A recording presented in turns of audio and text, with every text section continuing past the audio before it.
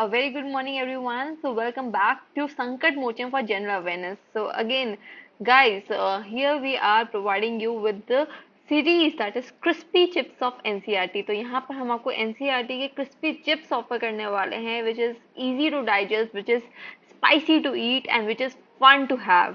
तो अगेन यहाँ पर हम लोगों को क्या एम है, हम लोगों को एम है to make NCERT very easy for you, because हर कम्पिटिटिव एग्जाम में name the competitive exam and you have NCERT in your syllabus. तो इसीलिए उसी फैक्टर को हम लोगों को अंडरलाइन करते हुए हम लोग आपके साथ ये सीरीज लेके आए विच इज क्वालिटी. एंड एक बार हमने ये कर लिया, I don't think and I confirm that people will not have to visit various sites, various lecture series. This is going to be a wholesome series on NCERT, and all the topics that we cover, we provide the best quality content. And if I'm saying this, then I mean it. So yes, without any further delay, let's get started. And please like, share and subscribe. Please like, share and subscribe our channel that is Sankat Mocham for General Awareness. So yes, हम लोगों ने अगर बात करें तो पिछली दो lectures हमारे हो गए हैं. हम लोगों ने बात किया था पहले इंडियन हिस्ट्री का, तो उसको हमने broad timeline, prehistory, proto and historical period में बात किया था.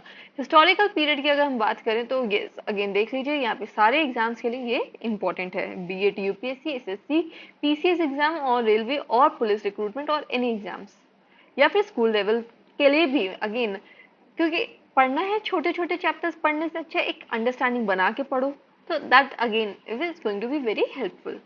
तो यहाँ पे हम लोगों ने एंशियंट इंडिया की ब्रॉड टाइमलाइन सेकेंड लेक्चर में हमने डिस्कस कर ली थी कि कैसे महाजनपदास, तो अगेन 600 बीसी से हम लोगों ने बात किया था 712 एडी तक, तो हर्ष एम्पायर तक की हम लोगों ने बात किया था. आज हम लोग बात करने वाले हैं मिडिवल की. ठीक है, तो मिडिवल की हम लोग ब्रॉड टाइमलाइन डिस्कस करने वाले हैं. ठीक है, तो यहाँ पे हम लोग बात करने वाले हैं किसकी, मेडिवल की. Medieval India. अब देखिए कुछ थ्योरिस्ट थे, जैसे जो ब्रिटिशर्स आए थे, अगर मैं आपको बात करूं थोड़ा सा अंडरस्टैंडिंग देने के लिए कि मेंस में कैसे लिखा जाता है, तो कुछ ब्रिटिशर्स आए थे, उन्होंने कहा था कि एंशियंट इंडिया की जो हिस्ट्री है उसको एंशियंट, मेडिवल और मॉडर्न फेज को में डिवाइड कर लिया था, और कहा था कि एंशियंट जो है वो हिंदुइज्म से रिलेटेड है, मेडिवल जो है वो मुगल्स या मुस्लिम से रिलेटेड है, और जो मॉडर्न फेज आएगा वो हमारा होगा ब्रिटिशर्स के, जहाँ पे हमने रिलीजन को छोड़ के मॉडर्न एलिमेंट आपने इंट्रोड्यूस किया. However, this particular bifurcation, ये जो अभी हम लोगों ने बात किया कि एंशियंट इंडिया हो गया हिंदुइज्म, ये गलत अंडरस्टैंडिंग है. हमारा जो कल्चर है वो हमेशा से एक तरह से एक्सेप्टेबल, मतलब कि हर चीज को एक्सेप्ट करता हुआ आया है, हमारे यहाँ इंटरैक्शंस हुए हैं. तो ये जो टाइमलाइन इस तरह से ब्रिटिशर्स या कॉलोनियलिस्ट राइटर्स ने लिखा है इंडिया के बारे में, इसको भी हम आगे जाके क्रिटिक करेंगे. ठीक है, हमारी एनसीईआरटीज में भी इस लाइन को क्रिटिक किया गया है, तो वो हमारी अंडरस्टैंडिंग भी होना जरूरी है. तो अगेन पीटी या फिर जो मार्कर, ये जो ऑब्जेक्टिव टाइप क्वेश्चन है उसको तो हम कवर कर ही रहे हैं, उसके साथ साथ हम आपको मेन राइटिंग और इंटरव्यू के हिसाब से भी ये चैप्टर्स करा रहे हैं. तो अगेन तो मेडिवल की अगर मैं बात करूं तो मेडिवल में सबसे पहले अगर मैं बात करती हूँ तो आ जाता है यहाँ पे 8 से 13 सेंचुरी. ठीक है, 8 से लेके 13 सेंचुरी तक. अगर मैं बात करूं 8 से 13 सेंचुरी, तो 8 सेंचुरी में क्या हुआ, तो अगेन हर्ष एम्पायर का जो डिक्लाइन होता है वहां से हम लोग यहाँ पे बात करते हैं. तो वहां से ही शुरू होने लगता है कि कैसे कैसे मुगल्स आएंगे, कैसे बाबर आया, फिर उन्होंने कैसे अपना यहाँ पे सिस्टम बनाया, कि वहाँ यहाँ पे कौन सी फोर्सेस काउंटर एक्ट करने के लिए थी, ये सब हमको आगे जाके चैप्टर में पढ़ना है. पर अगेन ब्रॉड टाइमलाइन के लिए अगर हम बात करें तो इसमें अगेन हम लोग अगर इसको मेडिवल में ये बात करें तो ये early period, early medieval age हम बात कर रहे हैं, तो 8 से 13 सेंचुरी. तो यहाँ पे सबसे पहले हम बात करूंगी अगर रीजन वाइज, इसमें भी मैं रीजन वाइज करूंगी, क्यों, क्योंकि वो इजी हो जाता है, that is a simplistic understanding. तो नॉर्थ इंडिया, नॉर्थ इंडिया. ठीक है, क्योंकि लोगों को ना मैप का आइडिया नहीं लग पाता, तो यहाँ पे हम लोग आपको मैप का भी आइडिया साइमल्टेनियसली लगवा रहे हैं. तो अगर नॉर्थ इंडिया की बात करें तो सबसे पहले क्या आता है, तो दिल्ली सल्तनत. ठीक है, दिल्ली सल्तनत. ठीक है, अब दिल्ली सल्तनत अगेन कैसे आता है, तो स्लेव डायनेस्टी कैसे आती है, फिर उस डायनेस्टीज का कैसे प्रोग्रेशन होता है, क्या अलाउद्दीन खिलजी, अगेन जैसा वो कौन सी मूवी आई थी पद्मावत, तो आर्टिस्टिक क्रिएटिविटी के हिसाब से वो मूवी बहुत अच्छी थी, बट अगेन हिस्टोरिकल अंडरस्टैंडिंग के हिसाब से अगर देखा जाए, या अलाउद्दीन खिलजी का जो पोर्ट्रेल था उसको देखा जाए, तो पब्लिक आई में आने के लिए वो पोर्ट्रेल अगेन अट्रैक्ट करने के लिए बहुत अच्छा था, पर क्या ऑथेंटिक था?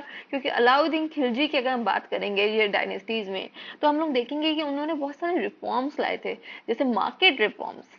तो वो मार्केट रिफॉर्म्स को इम्प्लीमेंट करना, उसको सक्सेस बनाना, ये एक अच्छे रूलर का करेक्टरिस्टिक है। तो हम इस टर्म्स में भी इसको अंडरस्टैंड करेंगे, सो दैट अगर फ्यूचर में भी आपसे मेडिवल पे कोई सब्जेक्टिव क्वेश्चन भी पूछ ले, तब भी you should have at least an idea कि how our history has progressed over time, who all have been the rulers in this project of history creation।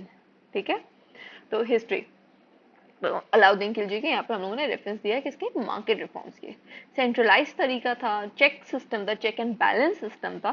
तो ये सब हम लोग आगे जाके डिटेल में बात करेंगे। तो दिल्ली सल्तनत हो गया। अब दिल्ली सल्तनत के साथ साथ चौहान्स भी आए थे। ठीक है, चौहान। अब चौहान की बात करें तो अगेन पृथ्वीराज चौहान, बहुत पहले एक सीरियल आता था। ठीक है, देखिए मैं सीरियल्स का इतना रेफरेंस क्यों देती हूँ? एक तो मुझे बहुत पसंद है, दूसरा it gives you historical understanding through eyes.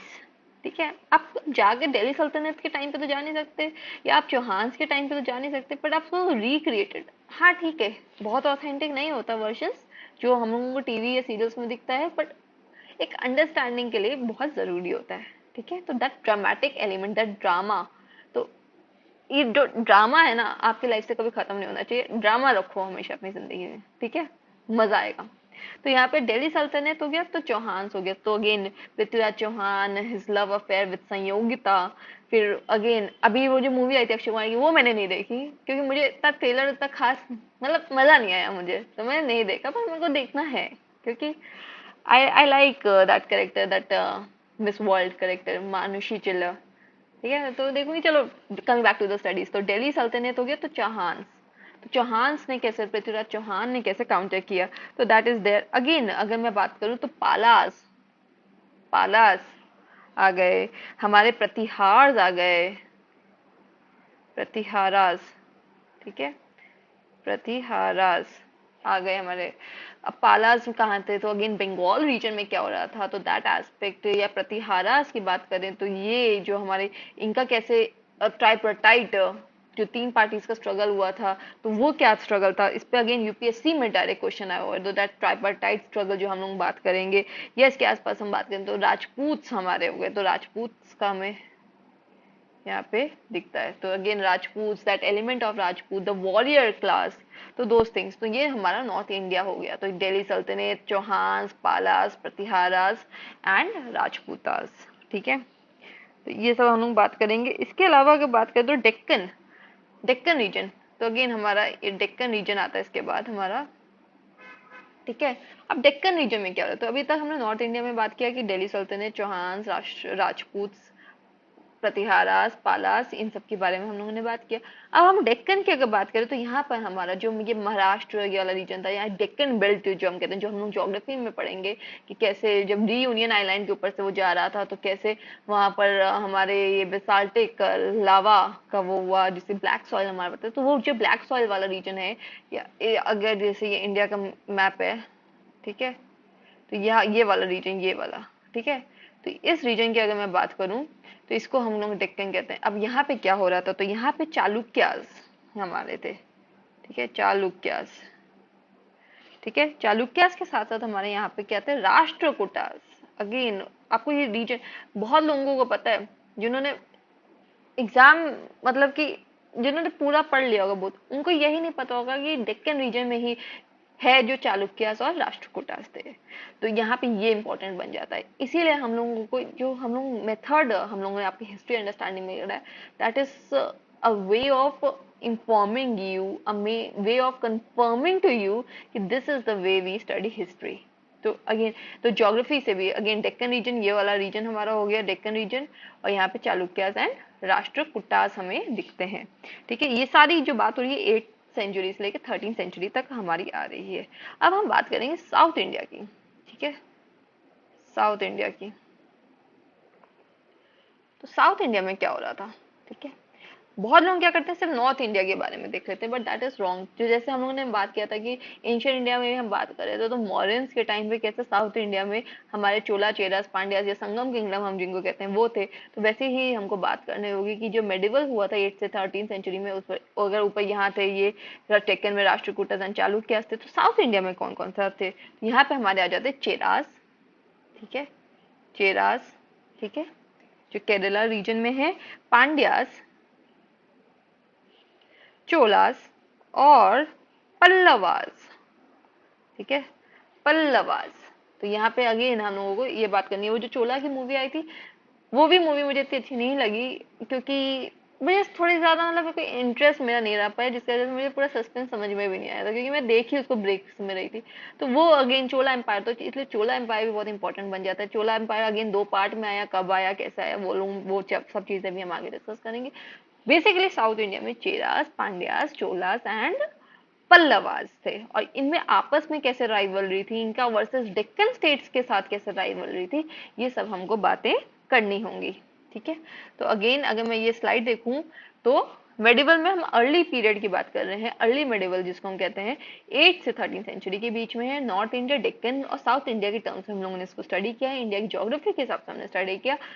North India में कौन आता है, तो दिल्ली सल्तनत आता है। स्लेव डायनेस्टी के बारे में हम लोगों ने थोड़ी सी बात कर ली है, ओवरव्यू देते हुए, मतलब ओवरव्यू भी मैं नहीं कहूंगी, बस हल्का सा आपको एक, जैसे क्या कहते हूँ, क्या होने वाला है, मतलब एक नहीं होता, शॉर्ट्स दिखा दिया मैंने आपको। तो वो है नॉर्थ इंडिया, तो दिल्ली सल्तनत, चौहान्स, पालास, प्रतिहारास, राजपूत यहाँ पे आते हैं, तो again that aspect. And Deccan में अगेन चालुक्यास एंड राष्ट्रकूटास की बात की। साउथ इंडिया में हमने चोला, चेरास एंड पांड्यास एंड पल्लवास की बात की है। तो ये हो गया हमारा 8 से 13 सेंचुरी की टाइमलाइन। अब इसके अगर हम आगे बात करें तो हमारे आगे क्या आ जाता है, तो यहाँ पे मैं बात करूंगी तो लेट मेडिवल की, ठीक है, लेट मेडिवल, ठीक है। इसको मैं अंडरस्टैंडिंग के लिए मैंने इस तरह से बाइफर्केशन दिया है, तो 13 से, तो वो था 8 से 13, ये 13 से 18 सेंचुरी, ठीक है, 13 से 18 सेंचुरी तक, ठीक है। तो यहाँ पे क्या होता है, तो अगेन फिर से हम लोग रीजन वाइज जाते हैं, तो सबसे पहले हम लोग बात करेंगे किसकी, नॉर्थ इंडिया की, नॉर्थ इंडिया, ठीक है।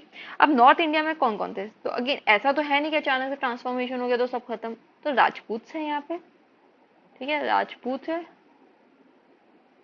राजपूत,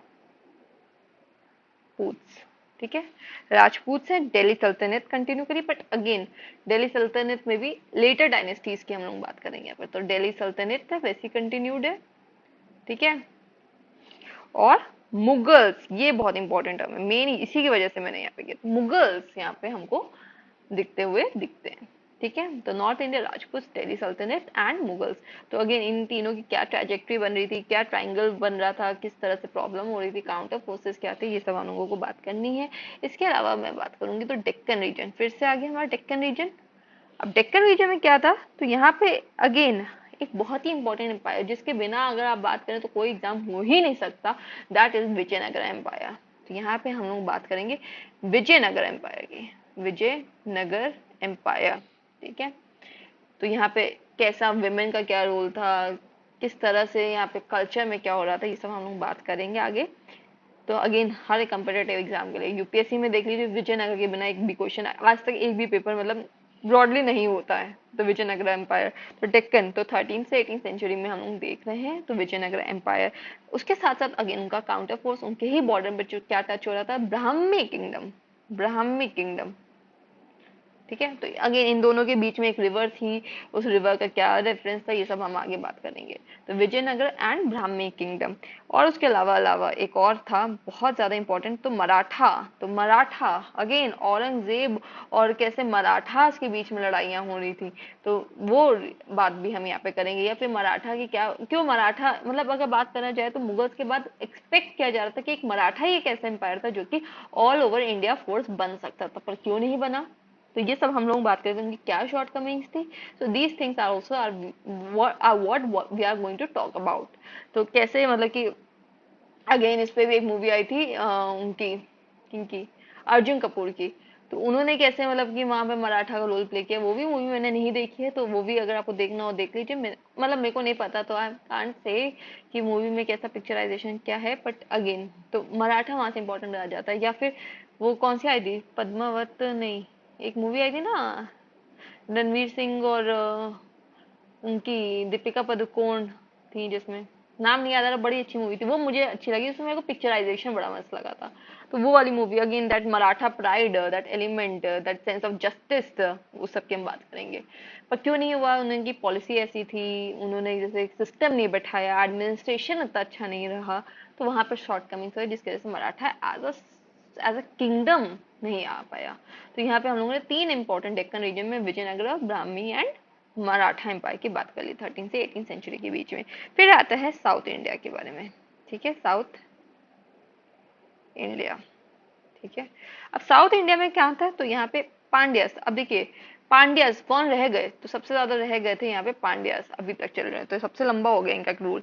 ठीक है, साउथ इंडिया में अगर देखा जाए पांड्यास के साथ साथ आगे होयसाला, इनका अगेन टेम्पल आर्किटेक्चर इन लोगों की भी बात करनी होगी, होयसाला किंगडम। ठीक है, तो ये साउथ इंडिया में हमको दिखता है। तो ये देखिए, तो मेडिवल, अर्ली और लेट में हम लोगों ने बात कर लिया, एक ब्रॉड अंडरस्टैंडिंग के लिए, क्योंकि मुगल्स के बाद ना थोड़ा सा पीरियड में चेंज आता है। तो 8 से 13 सेंचुरी अगेन दिल्ली सल्तनत, चौहान, पालास, प्रतिहारास एंड राजपूत। डेक्कन में अगर बात करें तो चालुक्यास एंड राष्ट्रकूटास। अब कुछ लोग कहेंगे चालुक्यास राष्ट्रकूटास तो बाद में थे, नहीं, 8 से 13 सेंचुरी के बीच में थे। तो Chalukyas and Rashtrakutas. South India में बात करें तो चेरास, पांड्यास, चोलास एंड पल्लवास। लेट तो पल्लवास अगेन 8 से 13 सेंचुरी। लेट मेडिवल की बात करें तो नॉर्थ इंडिया में राजपूत, दिल्ली सल्तनत तो कंटिन्यू नहीं होते हैं, Mughals again important player. Deccan में तो प्लेयर्स की तरफ बात करिए तो टीम में कौन से, ये टीम वो टीम, इस लैंग्वेज में मानूंगा आगे आंसर्स बढ़ाने वाले हैं। तो डेक्कन में अगर बात करें तो विजयनगर, ब्राह्मी एंड मराठा। और साउथ इंडिया की बात करें तो Pandyas and Hoysalas, 13th to 18th century. So this is the broad and a very good discussion of medieval timeline. तो अगेन आपको अगर टाइमलाइन के हमारे लेक्चर देखिए तो आपको समझ में आएगा कि हम लोग किस तरह से अप्रोच कर रहे हैं। So yes, please like, share and subscribe and Sankat Motium for general awareness. Thank you.